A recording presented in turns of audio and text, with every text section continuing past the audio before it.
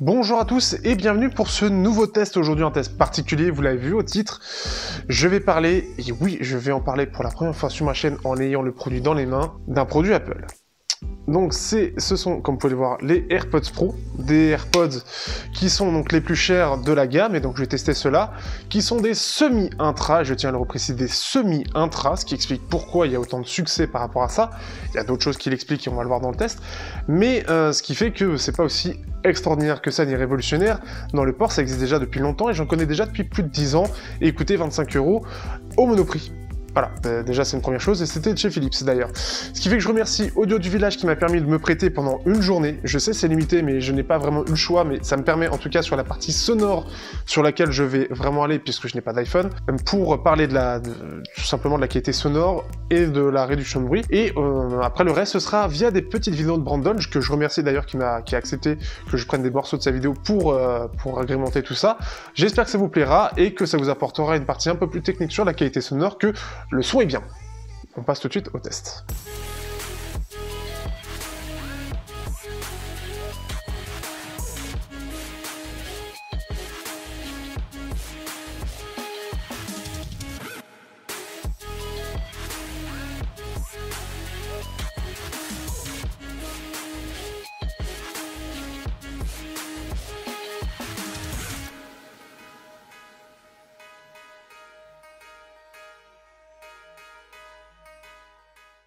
Au niveau du design, on connaît déjà à peu près, ça reprend un peu ce que proposent les AirPods, avec quelque chose qui est un peu plus large. Donc ce qui fait que on a donc toujours ce côté un peu magnétique, une charnière qui est en métal qu'on peut voir au dos. Ce qui est bien, c'est que ça va permettre de garder la charnière ici bien présente comme ceci, donc ce qui fait que si on fait ça, ça reste globalement quand même ouvert, ça va pas le refermer trop facilement, et on a la partie magnétique. La chose qui est bien, c'est qu'on ne voit pas la partie magnétique, comme la plupart des haut de gamme au passage. On a une petite LED aussi pour dire dès que les AirPods sont allumés. Alors désolé, j'ai ma lumière qui est un peu trop proche, donc ça le crame un petit peu. Donc qui est ici, qui permet de dire que les AirPods sont en charge. Donc quand vous allez en remettre un, ça va d'ailleurs clignoter. Quand vous remettez le deuxième, ça va clignoter aussi. Voilà. Vous avez un petit bouton au dos qui va d'ailleurs, au fur et à mesure du temps, en tout cas quand je l'ai eu, le pourtour du bouton va se noircir à cause de la petite poussière qui va se mettre dedans. Ça permet de repérer en tout cas plus facilement le bouton et qui va permettre notamment le pairage sur Android. Pour les écouteurs eux-mêmes, alors on va repasser sur la petite partie qui fait sympathique. Ils font sèche-cheveux. Très clairement, on a vraiment cette idée-là un petit peu en termes de design. C'est très particulier. On a quelque chose qui est un peu incliné, là où les AirPods étaient droits. Ça, c'est une autre petite chose. Et on a quelque chose qui est plus court sur cette partie qu'on pouvait appeler partie de brosse à dents qu'on mettait sur une brosse à dents électrique, qu'on connaissait bien. Ce qui m'étonne un peu plus sur le design de ces AirPods Pro pour du Apple, c'est surtout qu'on a cette petite partie tactile qui est, alors là où elle était sur le dos, on va dire, de l'écouteur sur les AirPods classiques, sur les versions Pro, donc on l'a sur cette tige et on a une surface plane pour pouvoir appuyer dessus. Moi je m'attendais en tout cas pour du Apple à ce que ce soit justement plus transparent et que ce soit une partie tactile qu'on ne verrait pas, ce qui était déjà le cas sur les AirPods, et la plupart de ce type d'intra True Wireless avec une partie tactile, en général c'est ça. Ici on est sur une partie plate sur ça, donc on a un design moins parfait pour du Apple, et pour 280 €. C'est pas grave en soi, mais c'est juste un détail, et Apple a toujours été dans le détail pour moi. Aussi, on peut voir trois parties noires, donc on a en dessous pour le détecteur, voir s'ils sont bien posés. Vous avez ensuite sur le côté aussi une aération, et au dos vous avez aussi une autre aération qui va être là notamment pour bien ouvrir et ne pas avoir de pression dans l'oreille, qui peut être liée au côté intra, semi-intra. Autre chose aussi liée à ça, les embouts. On a des embouts qui sont un petit peu en ovale et pas en rond, comme on peut le voir, donc ça peut arriver, c'est un peu différent. Ça reste quelque chose qui est propre à Apple. Vous en avez trois tailles, donc ça c'est le côté classique. Par contre, au-delà du côté qui sont ovales, on a aussi des embouts qui sont vraiment propriétaires. Normalement, vous allez voir des plans par rapport à ça, et qui fait que vous ne pourrez pas mettre n'importe quel type d'embout. En fait, vous avez une partie qui est dure et une partie qui est molle sur ces embouts, qui va permettre de servir entre guillemets de canule. Donc c'est-à-dire en général le petit embout qu'on voit sur les intras, la partie qu'on met dans l'oreille pour les intras. Ici, c'est ça qui va servir un peu de canule. Et en fait, vous n'avez pas du tout, vous n'avez pas de petites parties qui vont aller vers l'intérieur de l'oreille, et c'est assez particulier, ça change un peu de ce point de vue-là. Ce qui fait que ça permet aussi d'avoir ce côté semi-intra. Ce qui fait que, comme tout semi-intra, ça va avoir le même principe que les AirPods, vous les posez, et la partie ici avec les embouts va permettre d'aller boucher, en gros, l'intérieur de votre oreille, sans pour autant aller dedans. Ce qui est quelque chose d'appréciable pour cette partie-là. Vous avez, pour la partie confort, donc forcément, donc j'en parle juste à l'instant, voilà ce que ça donne. Donc forcément, comme on est sur du semi-intra, on va pas avoir cette pression dans l'oreille, on va pas avoir cette idée de résonance de notre voix par ça, puisque on a un côté un peu ouvert. Ça, c'est une première chose. Ce qui fait que ça va permettre d'être appréciable pour beaucoup de gens qui n'aiment pas le côté où ça va dans l'oreille, ou encore le côté où il y a de la pression dans l'oreille qu'il peut y avoir sur certains intras. Je vous rassure tout de suite, pour ceux qui me connaissent, ce n'est pas quelque chose qui est propre à Apple. Par exemple, j'ai des Cohen Plenu X30 qui n'ont pas ces caractéristiques-là, alors que c'est considéré comme des intras.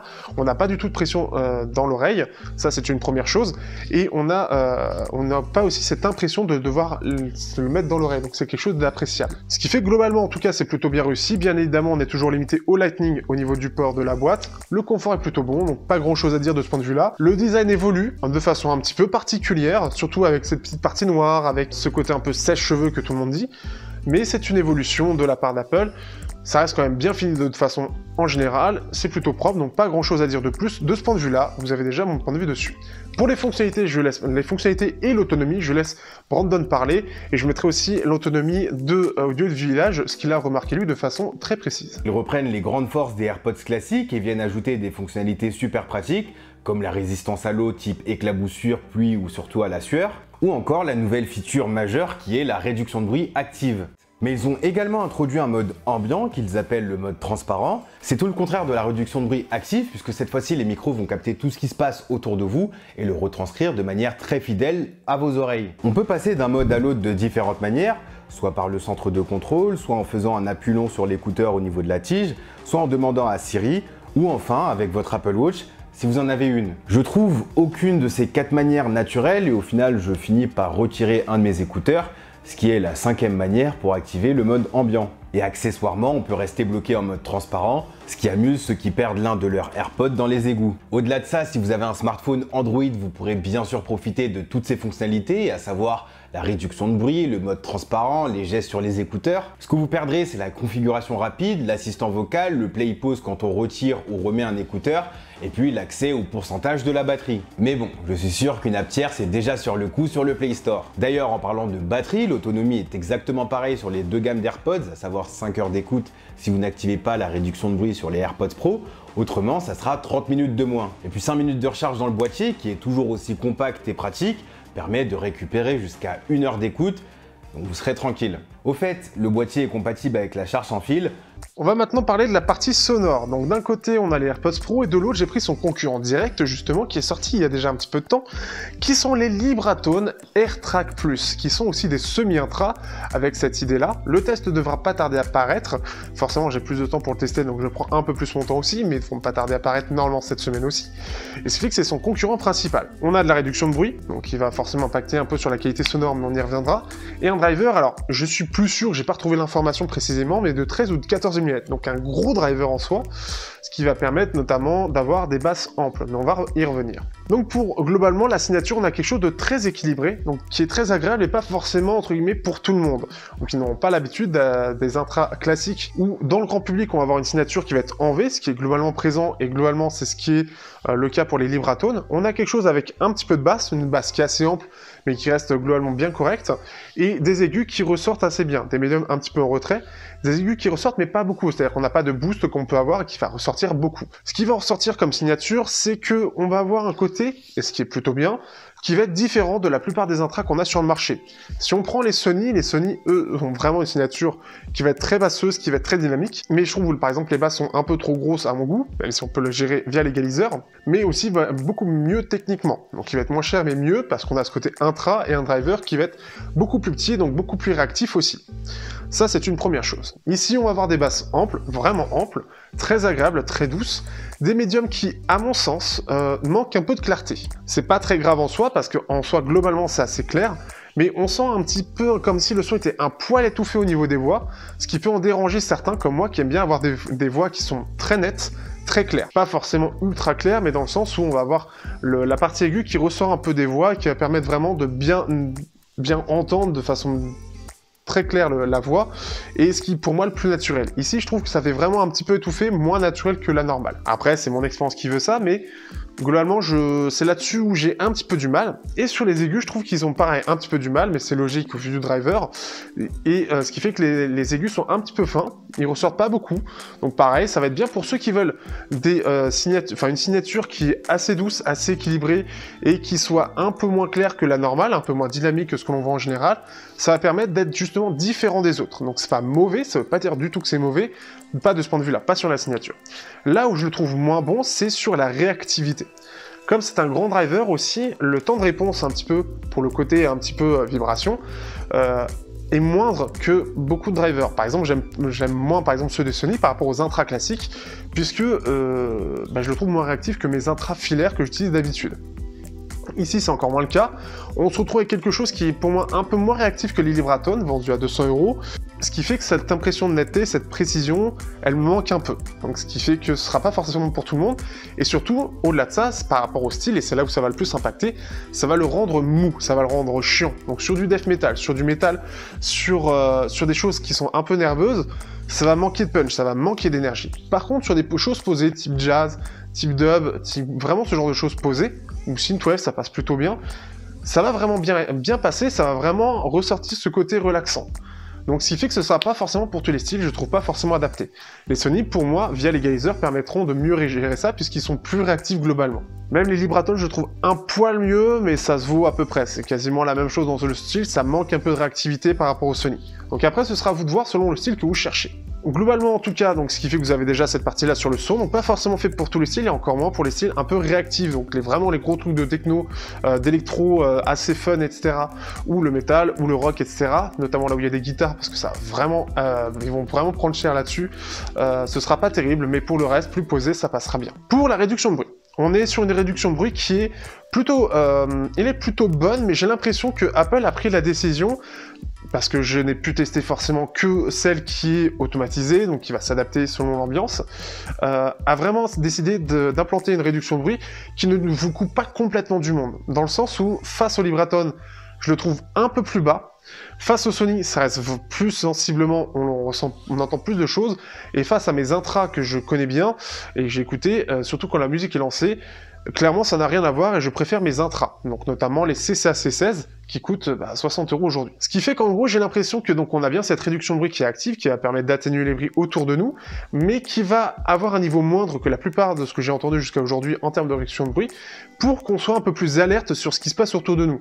Donc c'est pas nous couper, c'est juste atténuer le bruit pour moi. C'est vraiment dans cette idée-là. C'est là où Sony va beaucoup plus être dans l'idée de nous couper au maximum des bruits ambiants. Donc c'est vraiment deux choix différents, trois choix différents, donc après à vous de voir selon ce que vous cherchez, mais encore une fois, ce ne sera pas la meilleure en termes de réduction de bruit, en tout cas pas partout. Là où Audio Village, ce qu'il a repéré, c'est que notamment dans les basses, grâce au fait que ce soit un gros driver, justement, ça va permettre d'être le meilleur, même face au Sony, en termes de réduction de bruit. Ce qui fait que les AirPods Pro, si on les prend en tant qu'écouteurs True Wireless et pas écouteurs iOS True Wireless, donc quand j'évacue les fonctions type Android, AirPods, tout ça, puisque de toute façon, alors dehors déjà vous avez vu les fonctionnalités, l'autonomie est liée par rapport à ça, qui normalement, donc vous avez pu en conclure quelques petites choses, notamment au niveau des fonctionnalités. Pour des écouteurs True Wireless, si on prend le marché dans son global, je trouve que pour 280 €, ça les vaut pas. Bon, ça c'était prévisible comme chose, bien évidemment, mais dans le sens où pour moi je trouve les Libratones un peu plus fun, un peu plus agréable, un peu plus grand public.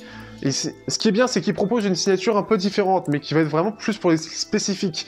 Pour des styles un peu plus fun, ça va pas vraiment être adapté, donc ce qui fait que c'est un peu différent, et peut-être que là, si vous voulez rester sur le côté iOS, il fera plus voir du côté de Beats, mais ce qui fait que par rapport au marché, je le trouve un peu inférieur sur pas mal de points, notamment face au Sony, je les ai plus là, mais techniquement étaient meilleurs, plus fun, plus agréable globalement, et meilleur dans à peu près tous les domaines, ce qui fait que on est sur du produit Apple, on sait que c'est cher de toute façon, on sait qu'on a les fonctionnalités, etc., le côté intégration iOS fait forcément la différence si vous êtes sur un iPhone.